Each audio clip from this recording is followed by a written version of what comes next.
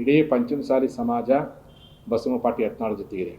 ಇಡೀ ಉತ್ತರ ಕರ್ನಾಟಕದ ರೈತರು ಬಸವನಪಾಟಿ ಯತ್ನಾಳ್ ಇದೆ. ಇಡೀ ನಿಮ್ಮ ಪಕ್ಷದ ಸಿದ್ಧಾಂತವಾಗಿರ್ತಕ್ಕಂಥ ಹಿಂದೂ ಪರ ಸಂಘಟನೆಗಳು ಬಸವನಪಾಟಿ ಯತ್ನಾಳ್ ಇದ್ದಾರೆ.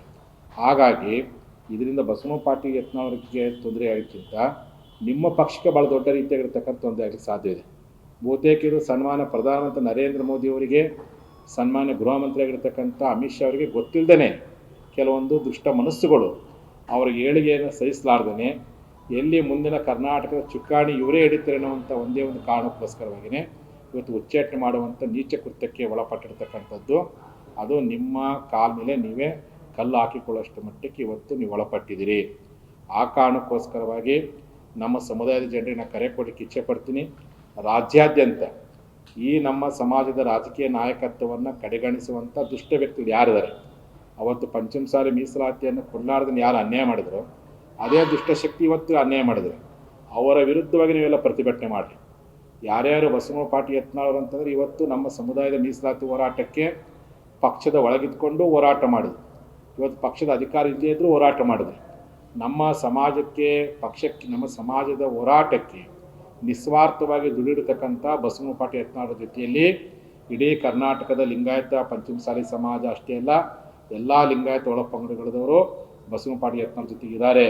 ಯಾವ ಕಾರಣಕ್ಕೂ ಬಸವನಪಾಟಿ ಯತ್ನಾಳ್ನವರು ಧೃತಿಗಡ ಅವಶ್ಯಕತೆ ಇಲ್ಲ. ನೀವೇನು ತೀರ್ಮಾನ ತೆಗೆದುಕೊಳ್ತೀರಿ, ನೀವು ತೆಗೆದುಕೊಳ್ಳುವಂಥ ರಾಜಕೀಯ ತೀರ್ಮಾನ ಆಗಿರ್ಬೋದು, ಸಾಮಾಜಿಕ ತೀರ್ಮಾನ ಆಗಿರ್ಬೋದು, ನಿಮ್ಮೆಲ್ಲ ತೀರ್ಮಾನ ಜೊತೆ ನಾವು ಇಡಲಿಕ್ಕೆ ಸಾಧ್ಯವಿದೆ. ಹಾಗಾಗಿ ಈ ಪಕ್ಷದಲ್ಲಿರ್ತಕ್ಕಂಥ ನಮ್ಮ ಸಮಾಜದವರಿಗೆ ಕರೆ ಕೊಡಲಿಕ್ಕೆ ಇಚ್ಛೆ ಪಡ್ತೀನಿ.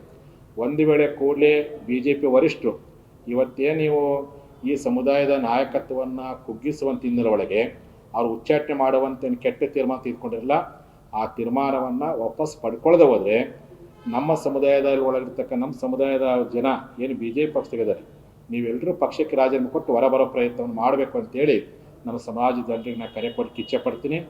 ಆ ಹಿನ್ನೆಲೆ ಒಳಗೆ ನಾಳೆ ಮಧ್ಯಾಹ್ನ 1 ಗಂಟೆಗೆ ಬೆಳಗಾವಿ ಗಾಂಧಿ ಭವನದಲ್ಲಿ ತುರ್ತಾಗಿ ಲಿಂಗಾಯತ ಪಂಚಮಸಾಲಿ ಸಮಾಜ ಬಾಂಧವರ ಪದಾಧಿಕಾರಿಗಳ ತುರ್ತು ಸಭೆಯನ್ನು ಕರೆಯಲಾಗಿದೆ. ಆ ಸಭೆಯನ್ನು ಕರೆದು ಯಾವ ದಿನಾಂಕದಲ್ಲಿ ರಾಜ್ಯಾದ್ಯಂತ ಪ್ರತಿಭಟನೆ ಮಾಡಬೇಕು ಅನ್ನೋದನ್ನು ಕರೆ ಕೊಡ್ತೀನಿ.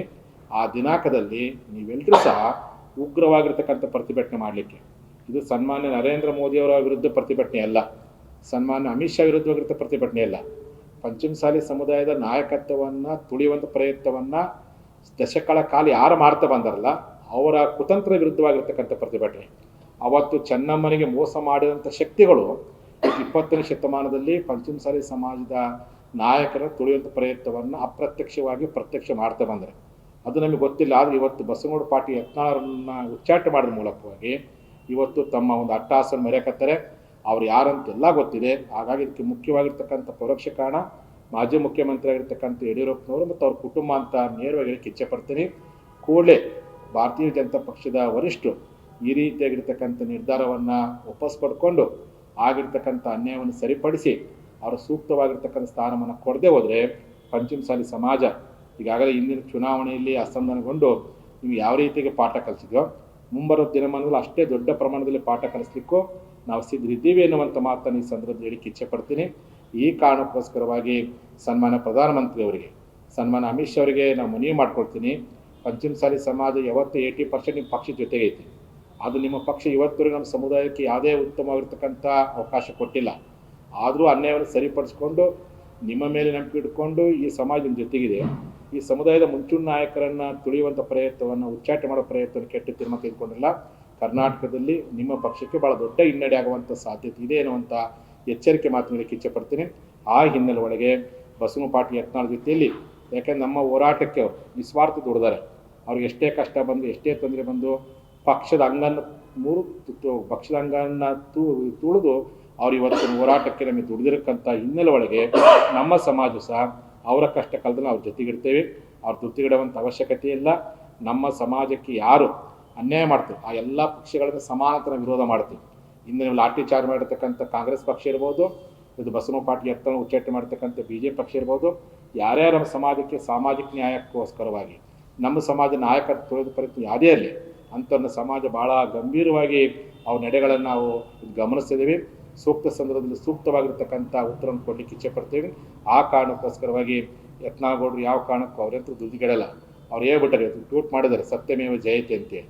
ಇದು ದುಷ್ಟರ ಕಾಲ ಅಂತೇಳಿ, ಸತ್ಯವಂತರ ಕಾಲ ಅಲ್ಲ ಅಂತ. ಆದರೆ ಒಂದಲ್ಲೊಂದು ಸತ್ಯವಂತರ ಕಾಲ ಬಂದೇ ಬರುತ್ತೆ. ಆ ಪರಮಾತ್ಮ, ಆ ಪ್ರಕೃತಿ ಒಳ್ಳೆಯ ಜನರಿಗೆ ಒಳ್ಳೆಯ ಕಾಲ ಕೊಟ್ಟೇ ಕೊಡುತ್ತೆ. ಆದರೆ ನಮ್ಮ ಹೋರಾಟಕ್ಕೆ ಅವ್ರು ನಿಸ್ವಾರ್ಥವಾಗಿ ದುಡಿದ ಪರಿಣಾಮ ಕಷ್ಟ ಕಾಲದಲ್ಲಿ ಅವರಿಗೆ ನಾವೆಲ್ಲರೂ ಬೆಂಬಲ ನೀಡ್ತೀವಿ. ಅವ್ರು ತೆಗೆದುಕೊಳ್ಳುವಂಥ ಯಾವುದೇ ತೀರ್ಮಾನಕ್ಕೂ ನಮ್ಮ ಸಮಾಜ ಅವ್ರ ಜೊತೆಗೆ ಇರುತ್ತೆ ಅನ್ನುವಂಥ ಮಾತುಗಳಿಗೆ ಇಚ್ಛೆಪಡ್ತೀನಿ. ನಮ್ಮ ಸಮಾಜ ಬಾಂಧವರು ಇವತ್ತಿಂದನೇ ನಿಮ್ಮ ಭಾಗದಲ್ಲಿ ಹಳ್ಳಿಯಿಂದ ತಾಲೂಕಿನಿಂದ ಜಿಲ್ಲಾ ಮಟ್ಟದಲ್ಲಿ ಉಗ್ರವಾಗಿರ್ತಕ್ಕಂಥ ಪ್ರತಿಭಟನೆ ಪ್ರಯತ್ನ ಮಾಡಿರಿ. ಬಸವನಗೌಡ ಪಾಟೀಲ್ ಯತ್ನಾಳ್ ಅವರನ್ನು ಯಾರು ತುಳಿದಾರೋ, ಯಾರು ಇವತ್ತು ಉಚ್ಚಾಟನೆ ಮಾಡಲಿಕ್ಕೆ ಪ್ರಯತ್ನ ಪಟ್ಟರೋ, ಯಾರು ನಿಮಗೆಲ್ಲ ಗೊತ್ತಿದೆ ಅಂತ ವಿರುದ್ಧ ಹೋರಾಟ ಮಾಡೋ ಪ್ರಯತ್ನ ಮಾಡಿರಿ. ಆ ಎಲ್ಲ ಕಾರಣಕ್ಕೋಸ್ಕರವಾಗಿಯೇ ನಾಳೆ ಮಧ್ಯಾಹ್ನ 1 ಗಂಟೆಗೆ ಬೆಳಗಾವಿಯ ಗಾಂಧಿ ಭವನದಲ್ಲಿ ಲಿಂಗಾಯತ ಪಂಚಮಸಾಲಿ ಮೀಸಲಾತಿ ಚಳವಳಿಗಾರರ ಜಿಲ್ಲಾ ಮತ್ತು ರಾಜ್ಯ ಮತ್ತು ತಾಲೂಕು ಮಟ್ಟದ ಎಲ್ಲ ಪದಾಧಿಕಾರಿಗಳು ಮತ್ತು ನಮ್ಮ ಸಮಾಜ ವಿವಿಧ ಘಟಕಗಳಿದೆ. ಕಾನೂನು ಘಟಕ ಇರ್ಬೋದು, ಪಂಚಾಯತ್ ಇರ್ಬೋದು, ಮಹಿಳಾ ಘಟಕ ಇರ್ಬೋದು, ಯುವ ಘಟಕ ಇರ್ಬೋದು, ವಿದ್ಯಾರ್ಥಿ ಪರಿಷತ್ ಇರ್ಬೋದು, ರೈತ ಘಟಕ ಇರ್ಬೋದು, ಎಲ್ಲ ಪದಾಧಿಕಾರಿಗಳ ತುರ್ತು ಸಭೆಯನ್ನು ನಾಳೆ ಮಧ್ಯಾಹ್ನ 1 ಗಂಟೆಗೆ ನಾವು ಗಾಂಧಿ ಭವನದಲ್ಲಿ ಕರೆಯಲಾಗಿದೆ. ಅಲ್ಲಿ ಕೂತ್ಕೊಂಡು ಮುಂದಿನ ಹೋರಾಟವನ್ನು ಉಗ್ರವಾಗಿ ಹೋರಾಟ ಮಾಡುವಂಥ ತೀರ್ಮಾನವನ್ನು ನಾವು ತೆಗೆದುಕೊಳ್ತೀವಿ ಅನ್ನುವಂಥ ಮಾತನ್ನು ಇವತ್ತು ಮಾಧ್ಯಮದ ಮೂಲಕವಾಗಿ ನಾನು ಹೇಳಿಕೆ ಇಚ್ಛೆಪಡ್ತಾ 2 ಮಾತು ಮುಗಿಸಿ ಶ್ರಮಿಸೋಣ ಅಂತೇವೆ. ಈಗಾಗಲೇ ನಿಮಗೆ ಗೊತ್ತಿದೆ, ಕಳೆದ ಸುಮಾರು 10 ವರ್ಷಗಳ ಕಾಲ ಅವ್ರು ಯಾವಾಗ ಆ ಭಾಗದ ಶಾಸಕರಾಗ್ತಾ ಬಂದರು, ಅವತ್ತಿಂದ ಇವತ್ತಿನ ಯಾರು ವಿರೋಧ ಮಾಡೋದು ನಿಮಗೆಲ್ಲ ಗೊತ್ತಿದೆ. ಮತ್ತು ನಾನು ಬಾಯಿಗೆ ಹೇಳಿ ನನ್ನ ನಾಲಿಗೆ ಯಾಕೆ ಬಲಿಸ್ ಮಾಡಿಕೊಡ್ರಿ, ಉಚ್ಚಾಟನೆ ಯಾರು ಕಾರಣ ಅಂತ ಗೊತ್ತಿದೆ. ಅವತ್ತು ಮೀಸಲಾತಿಯನ್ನು ಕೊಡಲಾರದೆ ಏನು ಅನ್ಯಾಯ ಮಾಡಿದ್ರು, ಅದೇ ವ್ಯಕ್ತಿಗಳು ಇವತ್ತು ಬಸವನಗೌಡ ಪಾಟೀಲ್ ಯತ್ನಾಳ್ ಅವರ ಉಚ್ಚಾಟನೆಗೆ ಮೂಲ ಕಾರಣವಾಗಿದ್ದರಂತೆ ನಾನು ಇವರಿಗೆ ಹೇಳಿಕೆ ಇಚ್ಛೆಪಡ್ತೇನೆ.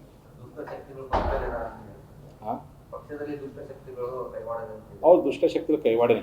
ಸನ್ಮಾನ್ಯ ಪ್ರಧಾನಮಂತ್ರಿಯವ್ರಿಗೆ ಏನಾದ್ರು ಇವ್ರು ಕೇಳಿದ್ವಿ, ಶಿಸ್ತು ಪಾಲನಾ ಸಮಿತಿಯವರು, ಮೋದಿಯವರು ಒಪ್ತಿದ್ದಿಲ್ಲ. ಯಾವ ಕಾರಣಕ್ಕೂ ಮೋದಿಯವರು ಗಮನಕ್ಕೆ ಬಾರದ ರೀತಿಯಲ್ಲಿ, ಪಕ್ಷದ ವರಿಷ್ಠರಾಗಿರ್ತಕ್ಕಂಥ ಅಮಿತ್ ಶಾ ಗಮನಕ್ಕೆ ಬಾರದ ರೀತಿಯಲ್ಲಿ ಇಲ್ಲೇ ಕಾರಣಾದಂಥ ಕೈಗಳು ಅವ್ರು ಚೆನ್ನಮ್ಮನಿಗೆ ಏನು ಮೋಸ ಮಾಡಿದಲ್ಲ ಅದೇ ರೀತಿಯಾಗಿ ಮೋಸ ಮಾಡಿ ಉಚ್ಚಾಟನೆ ಮಾಡಿದ್ರು. ಇದರಿಂದ ಸಮಾಜ ಯಾವ ಕಾರಣಕ್ಕೂ ದುಡ್ಡುಗಡ ಪ್ರಯತ್ನ ಮಾಡಿಲ್ಲ. ಇಂಥ ಅನೇಕ ನೋವುಗಳನ್ನು ನುಂಡು ನಂಜುಂಡರಾಗಿ ಹೋರಾಟ ಮಾಡಿರ್ತಕ್ಕಂಥ ಸಮಾಜ ಐತಿ.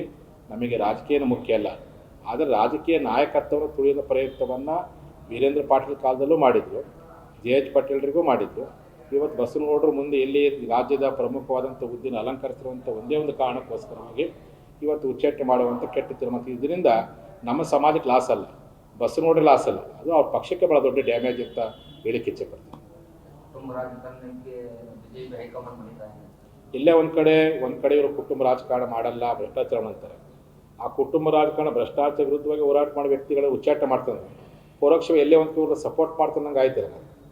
ಸಪೋರ್ಟ್ ಮಾಡ್ತಾನೆ ನೇರ ಹೇಳ್ಬೋದಾಗಿತ್ತು, ಇಲ್ಲ ನಮ್ಮ ಕುಟುಂಬ ರಾಜಕಾರಣ ಬೇಕು, ಭ್ರಷ್ಟಾಚಾರ ಬೇಕು ಅಂತೇಳಿ. ವೇದಿಕೆ ಮೇಲೆ ಹೇಳುವಂಥ ಮಾತುಗಳು ಬೇರೆ ಆಗಿದೆ. ತಿಳ್ಕೊಂಡು ಉಚ್ಚಾಟನೆ ಮಾಡೋದು ನೋಡಿದರೆ ಪರೋಕ್ಷವಾಗಿ ಎಲ್ಲೇ ಒಂದು ಕುಮ್ಮ ಕೊಡ್ತಿರೋಂಥ ಅನುಮಾನ ವ್ಯಕ್ತವಾಗ್ತದೆ.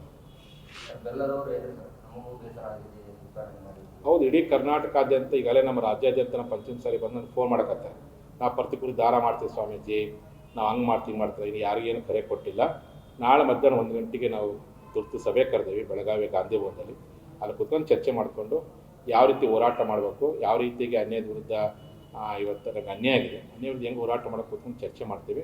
ಒಟ್ಟು ನಮ್ಮ ಸಮಾಜ ಮಾತ್ರ ನಮ್ಮ ಹೋರಾಟದ ಜೊತೆ ನಿರಂತರವಾಗಿ ಅದಾರ. ಅವ್ರ ಪಕ್ಷದ ಅಧಿಕಾರದ ಅಂಗನ ಮೀರಿ ನಮ್ಮ ಹೋರಾಟ ಬೆಂಬಲ ಕೊಟ್ಟ ಕಾರಣಕ್ಕೆ ಬಸವನಗೌಡ ಪಾಟೀಲ್ ಯತ್ನಾಳ್ ಜೊತೆಯಲ್ಲಿ ಅವ್ರ ಕಷ್ಟ ಕಾಲದಲ್ಲಿ ನಾವೆಲ್ಲ ಅವ್ರ ಜೊತೆಗೆ ಇರ್ತೀವಿ ಅನ್ನುವಂಥ ಮಾತನ್ನು ನೇರವಾಗಿ ಹೇಳಿಕೆ ಇಚ್ಛೆಪಡ್ತೀವಿ. ವಾಜಪೇಯಿ ಕಾಲದಲ್ಲಿ ಕೇಂದ್ರ ಸಚಿವರಾದಂಥವ್ರು ಅವರು ಈ ಒಂದು ಪಕ್ಷ ಈ ರೀತಿ ನಡೆಸಿಕೊಂಡು ತೀರಾ ಹೌದು, ಅದಕ್ಕೆ ಹೇಳಿದ್ರೆ 66 36 ಬರುತ್ತೆ ಅಂತೀವಿ. ಏಕೆಂದರೆ ಭಾರತೀಯ ಜನತಾ ಪಕ್ಷಕ್ಕೆ ಭಾಳ ದೊಡ್ಡ ವೋಟ್ ಬ್ಯಾಂಕ್ ಅಂದರೆ ಲಿಂಗಾಯತ, ಅದರ ಪಂಚಮಸಾಲಿ ದೊಡ್ಡ ವೋಟ್ ಬ್ಯಾಂಕ್. ಈ ಸಮುದಾಯದ ನಾಯಕರನ್ನ ವಿನಾಕಾರಣ ಅವರೇನೂ ಪಕ್ಷ ವಿರುದ್ಧ ಚಟುವಟಿಕೆ ಮಾಡಿಲ್ಲ, ಪಕ್ಷದ ನಾಯಕ ವಿರುದ್ಧವಾಗಿ ಧ್ವನಿ ಎತ್ತಿಲ್ಲ, ಪಕ್ಷದ ಒಳಗಿರ್ತಕ್ಕಂಥ ಅನ್ಯಾಯದ ವಿರುದ್ಧ ಮಾತಾಡಿದ್ದಾರೆ. ಅದನ್ನು ಕೂತ್ಬಿಟ್ಟು ಸರಿಪಡಿಸೋ ಪ್ರಯತ್ನವನ್ನು ಆ ಪಕ್ಷದ ವರಿಷ್ಠ ಮಾಡಬೇಕಾಗಿತ್ತು. ಅದು ಉಚ್ಚಾಟನೆ ಮಾಡುವಂಥ ಏನ ಕೃತ್ಯಕ್ಕೆ ಒಳಪಡಿಸೋ ಪ್ರಯತ್ನ ಮಾಡೋದಾಗಿತ್ತು. ನಮ್ಮ ಸಮಾಜದವರು ಸೂಕ್ತವಾಗಿರ್ತಕ್ಕಂಥ ಉತ್ತರವನ್ನು ನಮ್ಮ ಜನಕ್ಕೆ ಹೋರಾಟ ಮಾಡಿ ಗೊತ್ತಿದೆ, ಓಟ್ ಮುಖಾಂತರವಾಗಿ ಪಾಠ ಕಲಿಸ್ತಾ ಗೊತ್ತಿದೆ, ಆ ಪಾಠ ಕಲಿಸ್ತಾರೆ.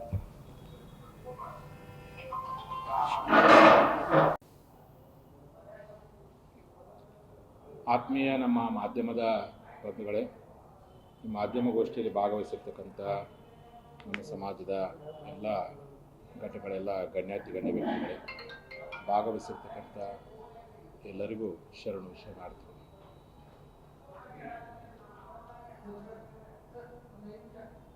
ಮಾಧ್ಯಮದ ಗೋಷ್ಠಿಯನ್ನು ತುರ್ತಾಗಿ ಕರೆಯುವಂಥ ಉದ್ದೇಶ ಏನಂತಂದರೆ, ಈಗ ತಾನೇ ಬಂದಿರುವಂತಹ ಮಾಹಿತಿ ಆಧಾರದ ಮೇಲೆ ನಮ್ಮ ನಾಡು ಕಂಡ ಪ್ರಾಮಾಣಿಕ ರಾಜಕಾರಣಿ, ನೇರ ನಿಷ್ಠುರ ಮತ್ತು ಉತ್ತರ ಕರ್ನಾಟಕದ ಬಗ್ಗೆ, ಹಿಂದೂ ಸಮುದಾಯದ ಜಾಗೃತಿ ಬಗ್ಗೆ ಯಾವುದೇ ಪಕ್ಷ ಇರಲಿ ನೇರವಾಗಿ ಮಾತನಾಡುವಂಥ ಈ ನಾಡಿನ ಏಕೈಕ ವ್ಯಕ್ತಿ ವಿಜಯಪುರದ ಶಾಸಕರು, ಕೇಂದ್ರದ ಮಾಜಿ ಸಚಿವರಾಗಿರ್ತಕ್ಕಂಥ ಬಸವನಪಾಟಿ ಯತ್ನಾಳ್. ಇವತ್ತು ದಿಢೀರನೆ ಆ ಪಕ್ಷದ ಶಿಸ್ತು ಪಾಲನಾ ಸಮಿತಿಯವರು ಉಚ್ಚಾಟನೆ ಮಾಡಿರ್ತಕ್ಕಂಥ ನಿರ್ಧಾರ ಕೈಗೊಂಡಿರ್ತಕ್ಕಂಥದ್ದು ಇಡೀ ಕರ್ನಾಟಕದ ಲಿಂಗಾಯತ ಪಂಚಮಸಾಲಿ ಸಮಾಜ ಹಾಗೂ ಉಳಿದ ಎಲ್ಲ ಲಿಂಗಾಯತ ಒಳಪಂಗಡದವರು ಮತ್ತು ಉತ್ತರ ಕರ್ನಾಟಕದ ಬಗ್ಗೆ ಕಾಳಜಿ ವಹಿಸುವಂತಹ ಎಲ್ಲ ಮನಸ್ಸುಗಳು ಉಗ್ರವಾಗಿ ಆ ನಿಲುವನ್ನು ನಾವು ಖಂಡಿಸ್ತೀವಿ. ಕಾರಣ, ಬಸವನಪಾಟಿ ಯತ್ನಾಳ್ ಅವರು ಯಾವತ್ತೂ ಸಹ ಪಕ್ಷ ವಿರೋಧ ಚಟುವಟಿಕೆ ಮಾಡಿಲ್ಲ. ಅವರು ಎಂದೂ ಸಹ ಸನ್ಮಾನ್ಯ ಪ್ರಧಾನಮಂತ್ರಿಗಳ ಬಗ್ಗೆ ಆಗಿರ್ಬೋದು, ಆ ಪಕ್ಷದ ವರಿಷ್ಠರ ಬಗ್ಗೆ ಆಗಿರ್ಬೋದು, ಎಲ್ಲಿ ಸಹ ತಪ್ಪಾಗಿ ಹೇಳಿಕೆ ಕೊಟ್ಟಿಲ್ಲ. ಅಥವಾ ಅವರದೇ ಪಕ್ಷದ ಸಿದ್ಧಾಂತ ಹಿಂದುತ್ವದ ವಿರುದ್ಧವಾಗಿ ಸಹ ಎಂದು ಹೇಳಿಕೆ ಕೊಟ್ಟಿಲ್ಲ. ಆ ಪಕ್ಷದ ವಿಚಾರಗಳ ವಿರುದ್ಧವಾಗಿ ಸಹ ಎಂದು ಹೇಳಿಕೆ ಕೊಟ್ಟಿಲ್ಲ. ಇಷ್ಟೆಲ್ಲ ಇದ್ದಾಗಿಯೂ ಅವರ ರಾಜಕೀಯ ನಾಯಕತ್ವವನ್ನು ಬರುವಂಥ ದಿನದಲ್ಲಿ ರಾಜ್ಯದ ಪ್ರಮುಖವಾಗಿರ್ತಕ್ಕಂತಹ ರಾಜಕೀಯ ನಾಯಕತ್ವದ ಹುದ್ದೆಯನ್ನು ಏರ್ತಿರೋವಂಥ ಒಂದೇ ಒಂದು ಕಾರಣಕ್ಕೋಸ್ಕರವಾಗಿ ಇವತ್ತು ಕಾಳಾಡಂಥ ಶಕ್ತಿಗಳು, ಕಾಳಾಡಂಥ ದುಷ್ಟ ವ್ಯಕ್ತಿಗಳು ಇವತ್ತು ಬಸವ ಪಾಟೀಲ್ ಅವರನ್ನು ಉಚ್ಚಾಟನೆ ಮಾಡಲಿಕ್ಕೆ ಪರೋಕ್ಷವಾಗಿ ಕಾರಣವಾಗಿದೆ ಅನ್ನುವಂಥ ಮಾತನ್ನು ಈ ಸಂದರ್ಭದಲ್ಲಿ ಹೇಳಿಕ್ಕೆ ಇಚ್ಛೆಪಡ್ತೀನಿ. ಒಂದು ಕಡೆ ಕುಟುಂಬ ರಾಜಕಾರಣ ಬೇಡ ಅಂತ ಹೇಳುವಂಥ ಪಕ್ಷ, ಭ್ರಷ್ಟಾಚಾರನ ವಿರೋಧ ಮಾಡ್ತೀವಿ ಅಂತ ಹೇಳುವಂಥ ಪಕ್ಷ, ಅದೇ ಪಕ್ಷದ ಒಳಗಿರ್ತಕ್ಕಂಥ ಕುಟುಂಬ ರಾಜಕಾರಣ ಮಾಡುವಂಥ, ಅದೇ ಪಕ್ಷದ ಒಳಗಿರ್ತಕ್ಕಂಥ ಭ್ರಷ್ಟಾಚಾರ ಮಾಡುವಂಥ ವ್ಯಕ್ತಿ ವಿರುದ್ಧವಾಗಿ ಮಾತಾಡೋದು ತಪ್ಪು ಅನ್ನುವಂಥದ್ದು ಎಷ್ಟು ಮಟ್ಟಿಗೆ ಸರಿ. ಆದರೆ ಎಲ್ಲೇ ಒಂದು ಕಡೆ ಕುಟುಂಬ ರಾಜಕಾರಣವನ್ನು, ಭ್ರಷ್ಟಾಚಾರವನ್ನು ನೀವು ಎಲ್ಲ ಒಂದು ಕಡೆ ಒಪ್ಕೊಳ್ತೀರ ಅನ್ನುವಂಥ ಒಂದು ಅನುಮಾನ ಇವತ್ತು ವ್ಯಕ್ತವಾಗ್ತಾ ಇದೆ. ಬಸವನಪಾಟಿ ಯತ್ನಾಳ್ ಅವರು ಮಾತೆತ್ತಿದ್ರೆ ಉತ್ತರ ಕರ್ನಾಟಕ ಅಭಿವೃದ್ಧಿ ಬಗ್ಗೆ, ನಿಮ್ಮ ಪಕ್ಷದ ಸಿದ್ಧಾಂತವಾಗಿರ್ತಕ್ಕಂಥ ಹಿಂದುತ್ವದ ಬಗ್ಗೆ ಮತ್ತು ಜನರ ಕಷ್ಟಗಳ ಬಗ್ಗೆ ಇವತ್ತು ಮಾತಾಡಿದ್ದಾರೆ. ಜನರು ಆಗಿರ್ತಕ್ಕಂಥ ಅನ್ಯಾಯದ ಬಗ್ಗೆ ಮಾತಾಡ್ತಾರೆ. ನಿಮ್ಮ ಪಕ್ಷ ತತ್ವ ಸಿದ್ಧಾಂತದ ವಿರುದ್ಧವಾಗಿ ಯಾರೇ ನಡ್ಕೊಳ್ತಾರೋ ಅದ್ರ ಬಗ್ಗೆ ಮಾತಾಡೋದು ಹೊರತು ಎಂದೂ ಸಹ ಪಕ್ಷ ವಿರೋಧ ಚಟುವಟಿಕೆ ಮಾಡಿಲ್ಲ. ಹಾಗಾಗಿ ಇವತ್ತು ಆ ಪಕ್ಷದ ಕೆಲವೊಂದು ಒಳಗಿರ್ತಕ್ಕಂಥ ದುಷ್ಟಶಕ್ತಿಗಳು ಬಸವನಪಾಟಿ ಯತ್ನಾಳ್ ಅವರನ್ನು ಆರಂಭದಿಂದಲೂ ತುಳಿಯುವಂಥ ಕೆಲವೊಂದು ಕುಹಕ ಮನಸ್ಸುಗಳು ಇವತ್ತು ಉಚ್ಚಾಟನೆ ಮಾಡೋದ್ರ ಮೂಲಕವಾಗಿ ತಮ್ಮ ಕಾಲ ಮೇಲೆ ತಾವೇ ಕಲ್ಲಾಕೋ ಮಟ್ಟಿಗೆ ಇವತ್ತು ಕಾರಣವಾಗಿದೆ. ಇದರಿಂದ ಬಸವನಪಾಟಿ ಯತ್ನಾಳ್ ಅವರ ಅಭಿಮಾನಿಗಳು ನೋವಾಗಿರ್ಬೋದು. ಇವತ್ತು ಇಡೀ ನಮ್ಮ ಪಂಚಮಸಾಲಿ ಸಮಾಜಕ್ಕೆ ಎಲ್ಲೇ ಒಂದು ಕಡೆ ಮನಸ್ಸಿಗೆ ಒಂದು ರೀತಿಯಾಗಿರ್ತಕ್ಕಂಥ ಅಸಮಾಧಾನ ಆಗಿರ್ಬೋದು. ಆದರೆ ಈ ಅಸಮಾಧಾನ ನಮ್ಮ ಸಮಾಜಕ್ಕೆ ಮಾತ್ರ ಆಗಿಲ್ಲ, ಪರೋಕ್ಷ ನಿಮ್ಮ ಪಕ್ಷಕ್ಕೆ ಭಾಳ ದೊಡ್ಡ ಹಿನ್ನಡೆ.